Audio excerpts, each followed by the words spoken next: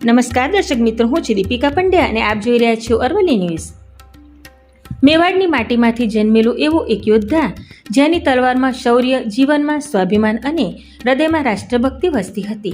ભારતના ગૌરવ સમાન મહારાણા પ્રતાપની 486મી જન્મજયંતિ નિમિત્તે અરવલ્લી જિલ્લાના મોડાસામાં ભારત વિકાસ પરિષદ દ્વારા વીરતાનો અનોખો માહોલ સર્જાયો હતો, જ્યાં દેશભક્તિના નાદ અને શૌર્ય ગીતો વચ્ચે ભવ્ય બાઇક રેલી યોજાઈ હતી।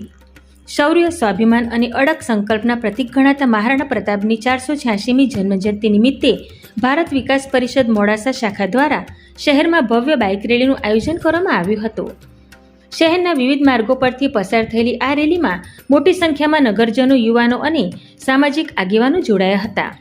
મહારાણા પ્રતાપના શૌર્ય ગીતો, જય શ્રી રામના ગગનભેદી નાદ અને દેશભક્તિના ઉલ્લાસ સાથે સમગ્ર વાતાવરણ વીરરસથી છલકાઈ ઉઠ્યું હતું।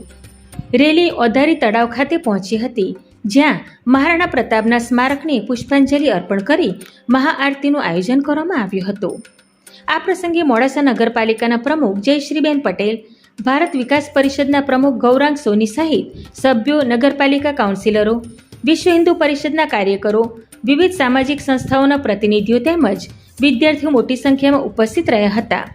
કાર્યક્રમ દરમિયાન વક્તા સુરેન્દ્રનગરના મૂડીના સહદેવસિંહ પરમારે મહારાણા પ્રતાપના જીવન ચરિત્ર અને તેમના અદમ્ય શૌર્ય પર પ્રકાશ પાડ્યો હતો।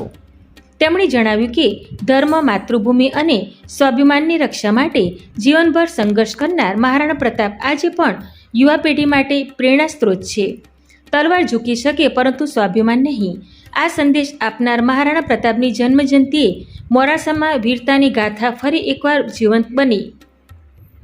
શૌર્યના જયઘોષ અને રાષ્ટ્રભક્તિના રંગમાં રંગાયેલા આ કાર્યક્રમ દ્વારા મહારાણા પ્રતાપના આદર્શોને જન જન સુધી પહોંચાડવાનો ભારત વિકાસ પરિષદ મોડાસા શાખા દ્વારા પ્રયાસ કરવામાં આવ્યો હતો। વૈભવ રાઠોડ સાથે જોતા રહો અરવલ્લી ન્યૂઝ। નમસ્કાર। મારું નામ ડૉક્ટર નાગેન્દ્રસિંહ બિહોલા।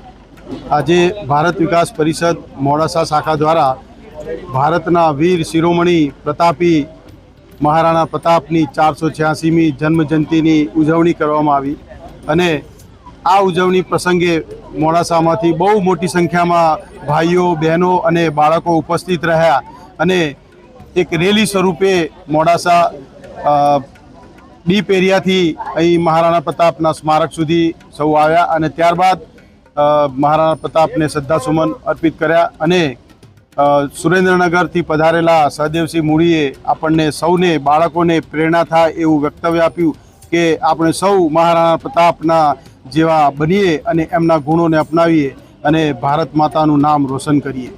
આથી આપ સૌ પધારેલા મોડાસાના ગ્રામજનોનો હું ભારત વિકાસ પરિષદ દ્વારા આભાર માનું છું। સાહેબ, 486મી જન્મજયંતિ હતી, સંદેશ શું આપ્યો, શું કહેશો?